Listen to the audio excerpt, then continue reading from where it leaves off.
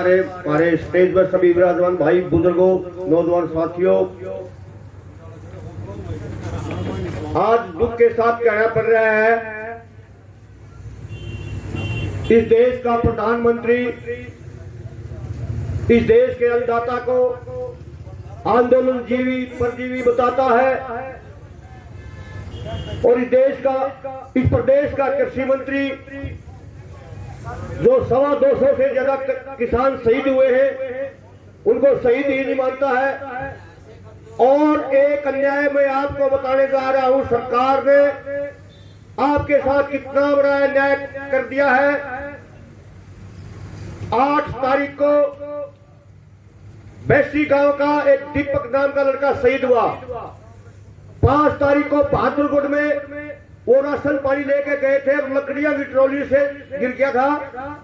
बहादुरगढ़ के पहले सरकारी हॉस्पिटल में ले जाया गया, लेकिन उसकी हालत गंभीर थी, उन्होंने रेफर कर दिया।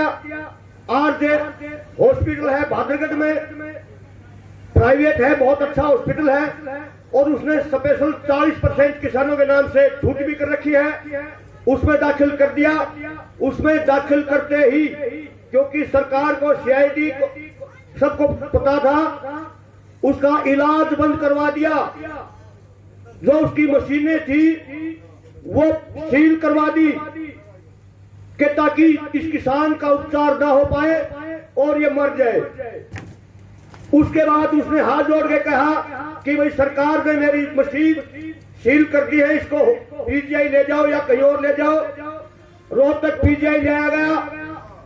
उस कारण के पीछे उन्होंने बताया कि ऐसे ऐसे आंदोलन में जा रहे थे, वहां कारण के पीछे आंदोलनकारी लिख दिया। जिस कारण के पीछे आंदोलनकारी लिख दिया तो उसको बैज भी नहीं मिलता। तब ये पता चला तो आसपास के कुछ डॉक्टरों ने कहा कि जी आंदोलनकारी मत बताओ, आंदोलनकारी बताओ कि भाई यहां पट्टी तक भी नहीं होगी। ये कहो कि गन्ने की ट्रेली से नीचे पड़ गया। उन्होंने इलाज करवाना था, ऐसे ही बोला कि गन्ने की ट्रेली से नीचे पड़ गया। और फिर भी बार बार ये कहते रहे कि डॉक्टर भी सारे एक जैसे नहीं होते, कुछ परमात्मा का रूप भी होते हैं।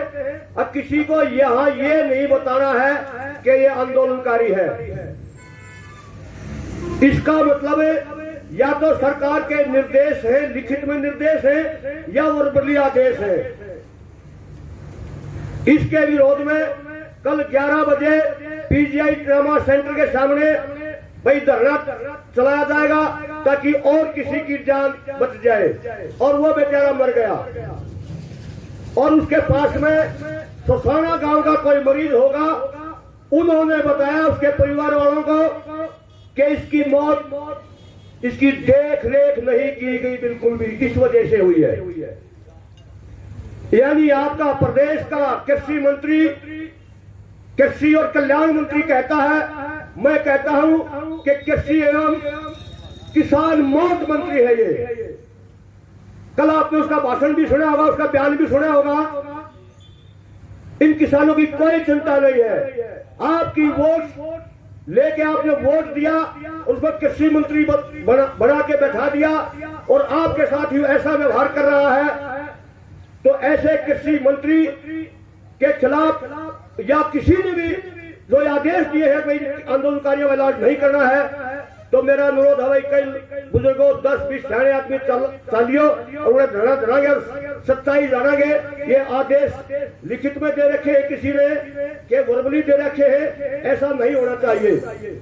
अगर एक देश का दुश्मन सैनिक भी अगर गोली लग जाए, कुछ भी हो जाए, उसका भी इलाज प्राथमिकता के आधार पर किया जाता है। और हम तो इस देश के अन्नदाता हैं।